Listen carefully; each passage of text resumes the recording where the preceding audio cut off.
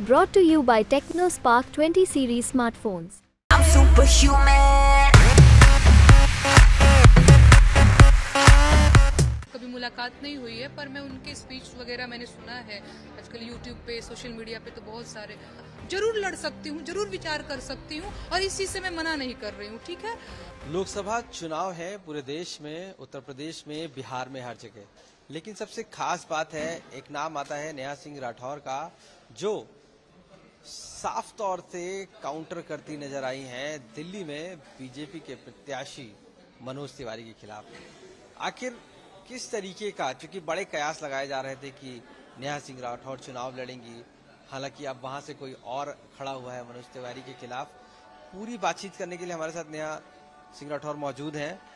नेहा जी, हम तो एक्सपेक्ट कर रहे थे कि आप चुनाव में आएंगी, लेकिन क्या स्ट्रेटजी रही? जिस तरीके से मनोज तिवारी के खिलाफ आप लगातार काउंटर कर रही थी, लगातार आप ट्विटर पे भी थी, लगातार आप सोशल मीडिया पे थी, क्या वजह थी पहले वहां पर, और सिर्फ मनोज तिवारी को काउंटर करने की? नहीं, सबसे पहली चीज कि मैं सिर्फ मनोज तिवारी जी को काउंटर नहीं करती हूँ। दूसरी चीज ये कि मेरी लड़ाई भोजपुरी को लेकर के है।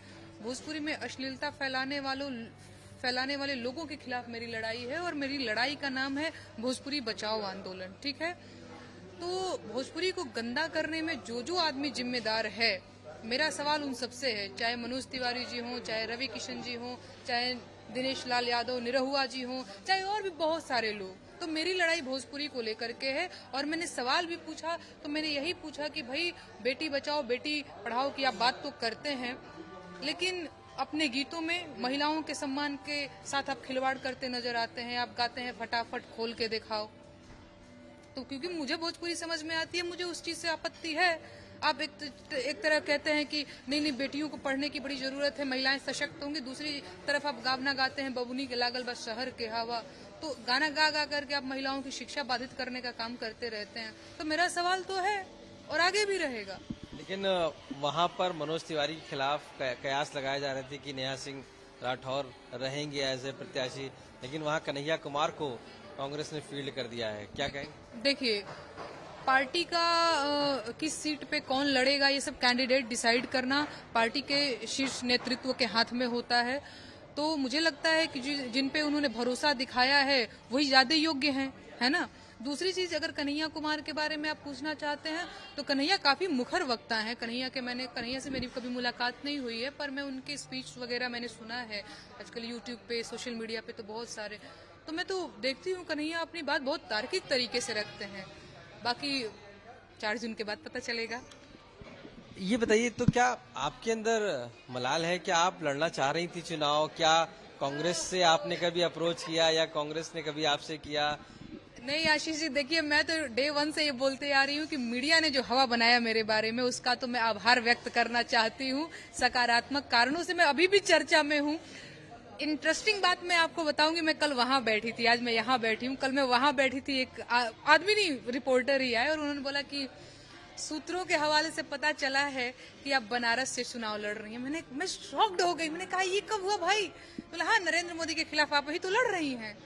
मैंने कहा, भाई ये जो आप कहा है सूत्र आपका, कौन है, कौन बता रहा है, सोर्स क्या है आपका? तो उन्होंने बताया, नहीं हवा तो है।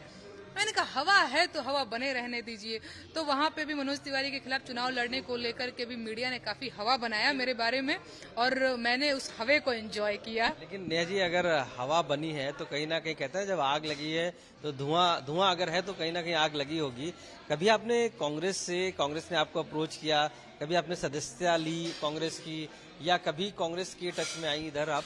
नहीं, ये हवा बनने के बाद अरे मैं गई थी वहाँ मुंबई, एक इवेंट था, तो वहाँ पे किसी पत्रकार ने मुझसे ये पूछ लिया कि क्या बोलते हैं, कांग्रेस की टिकट पे आप चुनाव लड़ेंगी? तो मैंने बोल दिया, मैं जरूर विचार करूंगी। उसके बाद एकदम मैंने देखा, एकदम पूरा टीवी पे चल रहा है कि नेहा सिंह राठौर चुनाव लड़ रही हैं। तो उसके बाद से मुझे कॉल्स आने शुरू हो गए कि आप चुनाव लड़ रही हैं क्या, आप इलेक्शन लड़ रही हैं क्या, आपने मन बनाया है क्या? तो एक आधी लोगों से मेरी बात हुई थी। बाकी मुझे अभी भी अच्छा ही लग रहा है। आप फिर से आ गए हैं आप मेरी बाइट लेने, तो अच्छा ही लग रहा है। लेकिन आप, मेरा सवाल वही है कि आपसे अप्रोच किया क्या नहीं, क्योंकि आप हमारे कैमरे पे बताइए। देखिए, अगर किया होगा तब भी ठीक है, नहीं किया होगा तब भी। नहीं नहीं, 2-4 लोगों से मेरी बातचीत हुई थी तो उन लोगों का भी यही कहना था कि हाँ तुम बहुत अच्छा काम कर रही हो और काफी पॉजिटिव तरीके से अपनी बात रखती हो, तो सबने मुझे बधाइयां और शुभकामनाएं ही दी। बेटा बहुत अच्छा कर रहे हो, आगे करो। अब तो कन्हैया कुमार आ गए हैं वहाँ पर, तो उनके लिए प्रचार के लिए जाएंगी दिल्ली? कन्हैया, मुझे लगता है कन्हैया को प्रचार की जरूरत नहीं है। कन्हैया तो सीट पे आप पहले से एक तरीके से प्रचार कर रही हैं। सीट पे नहीं। मनोज तिवारी जिन्होंने भोजपुरी को गंदा किया, कॉन्स्टिट्यूंसी पे नहीं, वो तो एक महज संयोग है कि वो वहां से चुनाव लड़ रहे हैं और ये सारी चीजें मीडिया वाले भी कयास लगा रहे थे कि क्या पता मैं वहां से चुनाव लड़ रही हूँ। मैंने कभी भी ऐसा नहीं कहा कि यस मैं चुनाव लड़ रही हूँ, मैंने ये नहीं बोला होगा। मैंने बोला कि हाँ जरूर लड़ सकती हूँ, जरूर विचार कर सकती हूँ और इस चीज से मैं मना नहीं कर रही हूँ, ठीक है। दूसरी चीज की मनोज तिवारी के खिलाफ तो भाई मेरी लड़ाई, मैं बार बार वही बात बोल रही हूँ कि मनोज तिवारी जी ने भाषा को जो गंदा किया। देखिए आशीष जी, बलात्कार 2 तरह से होता है, एक होता है दैहिक बलात्कार और एक होता है भाषाई बलात्कार। तो मनोज तिवारी जी जैसे लोग, और न सिर्फ मनोज तिवारी, रवि किशन, मैंने रवि किशन जी के गंदे गीतों के बारे में भी पोल खोला। निरहुआ जी जो गाते हैं कि रारी में इंटर कैलू, सरसों में बीए, एमए ओमे के पढ़ाई उखियर, ये मैं उनके खिलाफ भी लगातार मैं बोलती रही हूँ। तो ऐसा नहीं कि सिर्फ मनोज तिवारी, जब मनोज तिवारी जी के लिए बड़ा चीजें हाईलाइट हो गई, लोग भी बड़ा कयास लगाने लगे कि क्या पता है चुनाव लड़ना चाहती। मैं पिछले 3-4 सालों से भोजपुरी बचाओ आंदोलन को लेकर के एक्टिव हूँ। पहला मेरा इंटरव्यू देखेंगे उसमें भी मैं भोजपुरी बचाओ की बात कर रही हूँ, ठीक ना।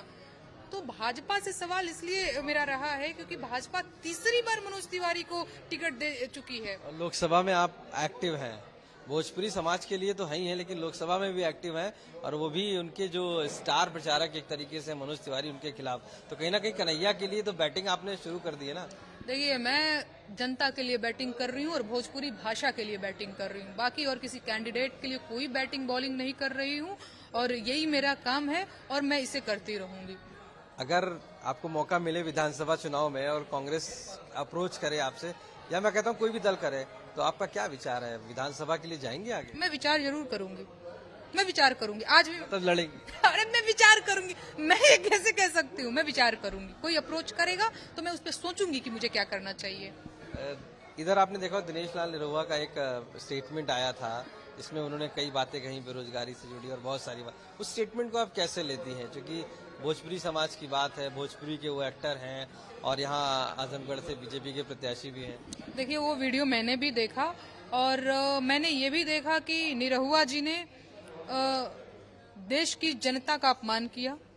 उन्होंने ये कहा, मैं निरहुआ जी से भी ये पूछना चाहती हूँ और कहना चाहती हूँ कि जानते हैं निरहुआ जी, देश के लोग बच्चे पैदा करते हैं, बेरोजगार नहीं। बेरोजगार उन्हें सरकार की नीतियां बनाती हैं। इसमें ऐसे में तो सवाल आपसे भी हो सकता है कि आप भी 3 बच्चों के पिता हैं, लेकिन इस तरीके के बेहुदे सवाल मैं नहीं करूंगी, ये मेरा स्तर नहीं है। तो ये भारत के लोगों का, देश की जनता का अपमान है ना। उस वीडियो में वो बोलते नजर आ रहे हैं कि आपको पता है मोदी जी ने देश हित में बच्चे नहीं पैदा किए ताकि बेरोजगारी न बढ़े, योगी जी ने बच्चे इसीलिए नहीं पैदा किए क्योंकि बेरोजगारी न बढ़े, और 3 बच्चों के पिता ये खुद हैं। मतलब है कोई तर्क है, कोई स्तर है ऐसी बात? ये बताइए कि इस स्टेटमेंट से निरहुआ फंसे हैं कि उनकी ये सीट ही फंस गई है? ये मुझे नहीं पता क्या कौन फंसा है, लेकिन मुझे बड़ा लगा कि भाई कैसे कैसे नमूने हैं भाई भाजपा में क्या है। तो मुझे लगता है कि थोड़ा पढ़े लिखे होते तो शायद इस तरीके के बयानबाजी से वो बचते, या फिर थोड़ा सा क्या बोलेंगे यार।